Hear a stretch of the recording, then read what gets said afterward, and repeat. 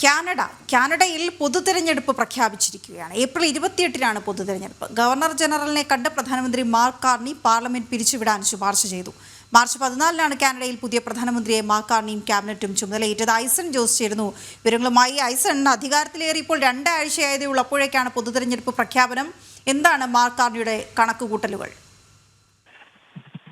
വീണ, തീർച്ചയായും മാർക്ക് കാർണിയുടെ കണക്കുകൂട്ടൽ ലിബറൽ പാർട്ടിയെ കൃത്യമായും അധികാരത്തിൽ വീണ്ടും എത്തിക്കുക എന്ന നീക്കം തന്നെയാണ്. നമുക്കറിയാവുന്നതാണ്, ഒക്ടോബർ 10 വരെയായിരുന്നു നിലവിലെ പാർലമെന്റിന്റെ കാലാവധി. അത് നേരത്തെയാക്കി തെരഞ്ഞെടുപ്പിലേക്ക് നീങ്ങുകയായിരുന്നു അദ്ദേഹം. നമുക്കറിയാം, ഈ ഏപ്രിൽ 28-നാണ് തെരഞ്ഞെടുപ്പ് പ്രഖ്യാപിക്കുന്നത്. ഇന്നലെ ഗവർണർ ജനറലിനെ കണ്ട് ഇക്കാര്യം അറിയിക്കുകയും പാർലമെന്റ് പിരിച്ചുവിടണമെന്ന ആവശ്യം മാർക്ക് കാർണി മുന്നോട്ട് വയ്ക്കുകയും ചെയ്തു. നിലവിലെ സാഹചര്യത്തിൽ വലിയൊരു പ്രതിസന്ധി ലിബറൽ പാർട്ടി നേരിടുന്ന ഒരു പശ്ചാത്തലത്തിലാണ് ജസ്റ്റിൻ ട്രൂഡോ രാജിവെക്കുകയും നേരത്തെ വീണ സൂചിപ്പിച്ചതുപോലെ മാർച്ച് 14-ന് ഇദ്ദേഹം കാർണി അധികാരത്തിൽ വരികയും ചെയ്തത്. അധികാരത്തിൽ വന്ന ഉടൻ തന്നെ തെരഞ്ഞെടുപ്പ് തന്നെയാണ് മുഖ്യ അജണ്ട എന്ന് അദ്ദേഹം വ്യക്തമാക്കുകയും ചെയ്തിരുന്നു. പ്രശ്നങ്ങൾ ഒന്നൊന്നായി പരിഹരിക്കുക എന്ന നീക്കം തന്നെയാണ് അദ്ദേഹത്തിന്റെ ഭാഗത്തു നിന്നുണ്ടാകുന്നത്.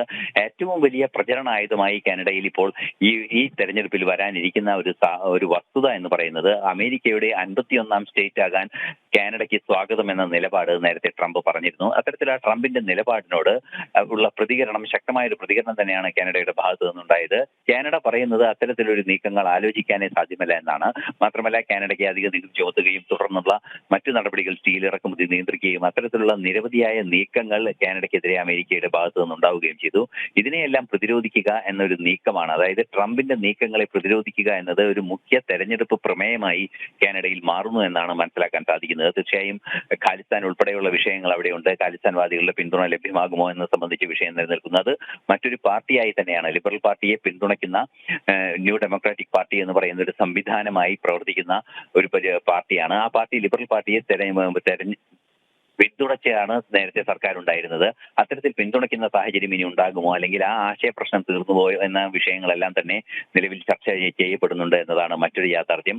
ഈ കാനഡയിലെ ഖാലിസ്ഥാൻ മുന്നേറ്റത്തിന്റെ അല്ലെങ്കിൽ ഖാലിസ്ഥാൻ ഭീകരപ്രവർത്തനത്തിന് പിന്തുണ നൽകുന്ന നീക്കങ്ങൾക്കെതിരെ ശക്തമായ വിമർശനം ഭാരതത്തിന്റെ ഭാഗത്തു നിന്നും, സ്വാഭാവികമായും ഭീകരപ്രവർത്തനത്തിനെതിരായ കൃത്യമായ വിമർശനം അമേരിക്കയുടെ ഭാഗത്തു നിന്നും ഉണ്ടായിരുന്നു.